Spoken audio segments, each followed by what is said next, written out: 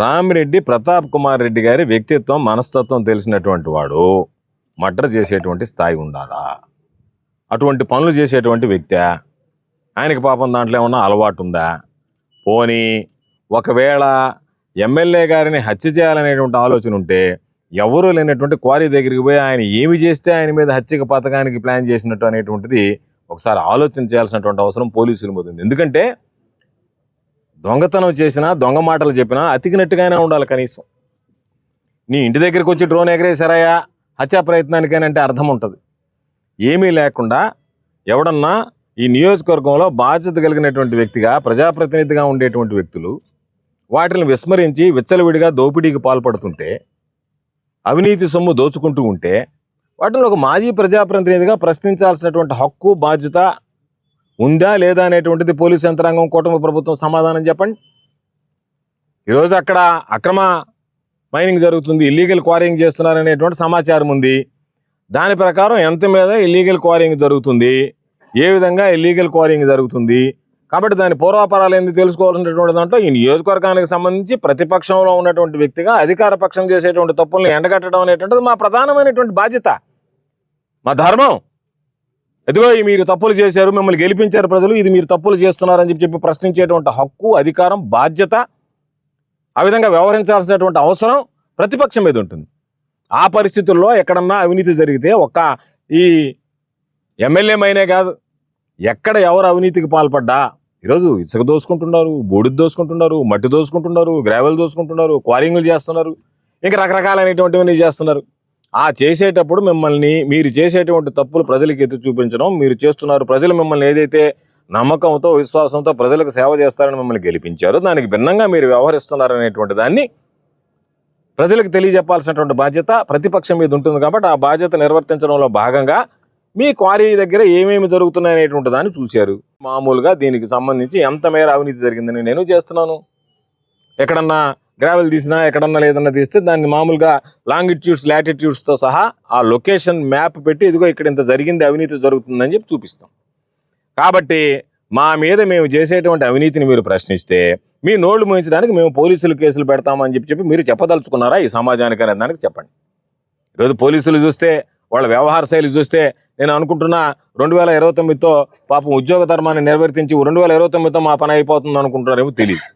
మరీ నెల్లూరు జిల్లాకు సంబంధించి ఈ నెల్లూరు జిల్లాలో ఉండేటువంటి ఎస్పీ కృష్ణకాంత్ వచ్చిన తర్వాత నిద్ర లేచి పేపర్ చూడాలంటే భయం వేస్తుంది. ఎవడు చచ్చిపోయాడా, ఎవడిని హత్య చేశారా, ఎవరి మీద దాడి చేశారా, ఎవరు మానభంగం అయ్యారా, లా అండ్ ఆర్డర్ మెయింటైన్ చేయడంలో నిల్లు, అబద్ధపు కేసులు పెట్టడంలో ఫుల్లు. కాబట్టి అందులో భాగంగా ఈరోజు ఒక కేసు కడితే సాక్షాత్తు ఒక శాసనసభ్యుడిగా 10 సంవత్సరాలు పనిచేసినటువంటి వ్యక్తి మీదనే ఈరోజు మీరు ఎఫ్ఐఆర్లు కట్టడం ఈరోజు పూనుకుంటున్నారు, పాల్పడుతున్నారంటే సాధారణంగా వైఎస్ఆర్ కాంగ్రెస్ పార్టీ నాయకుల మీద కార్యకర్తల మీద మీ కక్ష సాధింపులు ఏ విధంగా ఉంటాయి? వాళ్ళని తీసుకువెళ్ళడం, కుటుంబ సభ్యులను తీసుకువెళ్ళడం, వాళ్ళని వేధించడం, బాధించడం, కొట్టడం, దూషించడం, రకరకాలైనటువంటివి. కాబట్టి ఎప్పుడు చూడలేదు ఇటువంటివి, కొత్త కొత్తని నేర్పిస్తున్నారు మీరు. అందుకని ఈరోజు ఖచ్చితంగా ఏదైతే ఈరోజు మీరు కేసు పెట్టామని సంకలు గుద్దుకుంటున్నారో వీటి వెనక ఎవరు సూత్రధారులో పాత్రధారులు అనేటువంటి దాని మీద ఈ రోజుతో పూర్తయ్యాయి అనేటువంటిది ఎప్పుడు అనుకోవద్దు. పోలీసులు అనుకోవద్దు, పెట్టించినటువంటి వ్యక్తులు అనుకోవద్దు.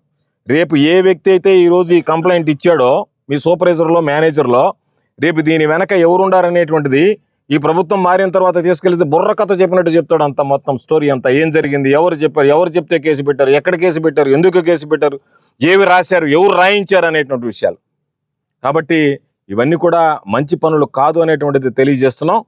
ఖచ్చితంగా ఈరోజు పాపం ఆ కుటుంబ సభ్యులు మనోవేదనకు గురయ్యేటువంటి పరిస్థితి ఉంటుంది. మొట్టమొదటిసారిగా నాకే బాధేసింది. ఎందుకంటే నేను దాదాపుగా 86 రోజులు జైల్లో ఉన్నటువంటి వాడిని. ఈరోజు లెక్క చేయలేదు. ఏ రోజు వెళ్ళి నాకు ఆరోగ్యం బాగలేదు మాకు బెయిల్ ఇవ్వమని చెప్పి అడగలేదు. మేము తప్పు చేయలేదు కాబట్టి మాకు బెయిల్ ఇవ్వమన్నాం. మేము తప్పు చేసినట్టుగా ఆధారాలు ఉంటే చూపించండి అని చెప్పి అడిగాం. కాబట్టి పోరాడేటువంటి వ్యక్తులను తప్ప భయపడేటువంటి వాళ్ళం కాదు. ఏదేమైనా ఇది దురదృష్టకరమైనటువంటి పరిణామం. తప్పనిసరిగా దీనికి సంబంధించినటువంటి దాంట్లో న్యాయస్థానాన్ని ఆశ్రయిస్తాం. చేయనటువంటి తప్పులకు దోషులుగా ఉండాల్సినటువంటి అవసరం లేదు. కాబట్టి ఈరోజు న్యాయ పోరాటం చేస్తున్నాం. దాని మీద తప్పనిసరిగా న్యాయస్థానం మీద మాకు నమ్మకం, విశ్వాసం ఉంది. వాటిని అధిగమిస్తాం.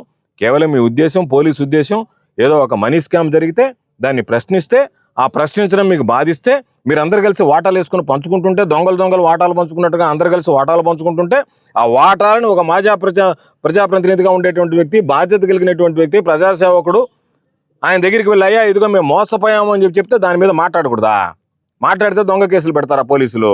ఈరోజు తగుదనమ్మని 87 రోజులు జైల్లో పాలైనటువంటి వ్యక్తి ఈరోజు కావలకు వచ్చి ఉన్నది లేనిది మాట్లాడితే సభ్యతతో కూడుకున్నటువంటిది కాదని విషయాన్ని కూడా ఈ సందర్భంగా ఖండిస్తున్నా.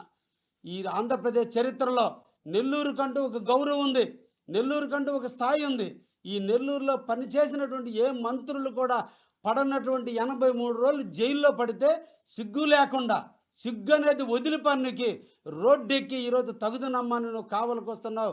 కాకాని గోవర్ధన్ రెడ్డి గారు, నువ్వేదో అన్నవరంకి వస్తానంటున్నావు, నేనే ఆహ్వానిస్తున్నా. నువ్వు నీ మంది మార్బలంతో రా. వచ్చే ముందు ఒక్కసారి ముందు కావలను చూసుకొని తర్వాత అన్నవరం ఉదయగిరిలో అవి ప్రవేశపెడదాం. కావలలో ఉన్న ఫస్ట్ కడనూతల్లో ఉన్న నీ Pratap Kumar Reddy engineering college conversion దగ్గర నుంచి, డిటిసిపి బిల్డింగ్లు కట్టిన డిటిసిపి అనుమతుల కానించి, ప్రభుత్వ భూమిని ఆక్రమించిన కానించి, ఈ రోజు ఉన్నటువంటి డ్రైనేజ్ వాటర్ని పొలాల్లోకి దింపుతూ ఈ రోజు ఉన్నటువంటి అక్కడ హరిజనులంతా రోడ్డు మీద ధర్నా చేస్తే కొట్టించి మా హరీష్ అనేవాడిని హింస పెట్టినటువంటి కారణం కానించి మనిద్దరం పరిశీలించుకుంటా పోదాం. ఎంతమందితో వస్తావో, నేను ఒక్కడనే వస్తాను, నీకు ధైర్యం ఉంటే రమ్మని కూడా ఈ సందర్భంగా కాకాని గోవర్ధన్ రెడ్డిని ఆహ్వానిస్తున్నా. తర్వాత కావలలో మీ ప్రతాప్ కుమార్ రెడ్డి రెసిడెన్షియల్ స్కూల్ ఉంది, ఆర్ఎస్ఆర్ ఇంటర్నేషనల్ స్కూలు చేసేది సరస్వతి సంబంధించినటువంటి స్కూల్గా నామకరణం చేసి దేవుడు మాన్యానికి సంబంధించినటువంటి చెన్నకేశవ స్వామి టెంపుల్ యొక్క 43/1 సర్వే నెంబర్లో మీ ఓడు కట్టిన బిల్డింగ్ సాక్షిగా నేను చూపిస్తాను. నీకు దమ్ము ధైర్యం ఉంటే అక్కడుండే జేసీబీతో నువ్వు పగలగొట్టే ధైర్యం ఉంటే నేను ఆహ్వానిస్తున్నాను ప్రతాప్ కుమార్ రెడ్డి అండ్ వైఎస్ఆర్సీపీ నాయకుల్ని. మీరు చాలకపోతే మీ నాయకుడు జగన్మోహన్ రెడ్డి కూడా తీసుకురండి. అక్కడ నేను నీతి నిజాయితీలతో నేను ప్రూఫ్ చేస్తా. దేవుడు మాన్యం, దేవుడి స్థలంలో ఇల్లు ఈరోజు కాలేజీ కట్టుకొని ఆక్రమణ చేసుకొని ఎటువంటి డిటిసిపి నామ్స్ లేకుండా, నేషనల్ హైవే అనుమతులు లేకుండా, నేషనల్ హైవే నుంచి స్కూల్లోకి పోవడానికి దారికి అనుమతులు లేకుండా దుర్మార్గంగా మీ వాళ్ళు చేసిన ఆక్రమాలని పరిశీలిద్దాం. తర్వాత నా క్వారీకి కూడా నేనే తీసుకుపోవడానికి సిద్ధంగా ఉన్నానని కూడా మీకు తెలియజేస్తున్నా. తర్వాత ప్రతాప్ కుమార్ రెడ్డి ఇల్లు ఉంది కాకాని గోవర్ధన్ రెడ్డి గారు, నిన్నటి రోజు నువ్వు వచ్చావు, నువ్వు పవిత్రంగా వచ్చి మాట్లాడిపోయావు. నీ బిడ్డను పక్కన కూర్చోబెట్టి చాలా పవిత్రంగా రాజకీయ విద్యలు నేర్పడానికి ఆ పాపను కూడా తీసుకొచ్చి కూర్చోబెట్టావు. కానీ నువ్వు నడిచిన నడక, అక్కడ కూర్చున్న స్థలం ప్రభుత్వ స్థలం, 82/1 సర్వే నెంబర్. ఈ గౌరవ కలెక్టర్ డాటెడ్ ల్యాండ్గా ఈరోజు చిత్రీకరించి ప్రొఫైల్లో పెట్టుంది. నీకు దమ్ము ధైర్యం ఉంటే, నువ్వు నిజాయితీ నాయకుడు అయితే, నువ్వు మంత్రిగా పనిచేసింది చిత్తశుద్ధితో పనిచేసే తెల్ల చొక్కాకి నాయకత్వం వహించేవాడు అయితే నువ్వు అక్కడికి రా. అది కానీ ప్రభుత్వ భూమి కాదని నువ్వు ప్రూఫ్ చేయి. నీ పార్టీ, నీ అధినేత, నీవు అందరూ కూడా, నేను రాజకీయానికి ఈరోజు ఎంటీ పేపర్ మీద సంతకం పెడతా. ప్రభుత్వ ఆస్తులను దోచుకున్న ప్రతాప్ రెడ్డికి మద్దతు ఇచ్చే నువ్వా కావ్య కృష్ణారెడ్డిని మాట్లాడేది? అరిచేతిని అడ్డుపెట్టి సూర్యకాంత్ని ఆపలేరు. కృష్ణారెడ్డి నీతి నిజాయితీల ముందు నువ్వు తలదిరిపనే విషయాన్ని మర్చిపోతున్నావు కాకాని గోవర్ధన్ రెడ్డి. ఇది సర్వేపల్లి కాదు, ఇది కావలే. ఇది ఏమనుకుంటున్నావో, ఇది కావలే. ఇక్కడ ఎవడు నీ ఓకదంపుడికి ఉపన్యాసాలకి భయపడేదానికి ఎవడు సిద్ధంగా లేరు. నీకు ధైర్యం ఉంటే, నువ్వు నిజాయితీ పరుడైతే, ప్రతాప్ కుమార్ రెడ్డి ఇల్లు 82/2లో ఇల్లు కట్టుకున్నాడు. 82/1లో ఈరోజు ఆక్రమించుకుని ఫ్రంట్ భాగాన్ని 32 కోట్ల రూపాయలు విలువ చేసే ఆస్తిని ఈరోజు ఆక్రమించుకున్నాడు. నీకు ధైర్యం ఉంటే నీ రాజశేఖర రెడ్డి బొమ్మైనా పెట్టు, కానీ ప్రభుత్వానికి దాన్ని అండగట్టు తప్ప నువ్వు దుర్మార్గం. అటువంటి దుర్మార్గులు అంటే మీరిద్దరు క్లాస్మేట్స్.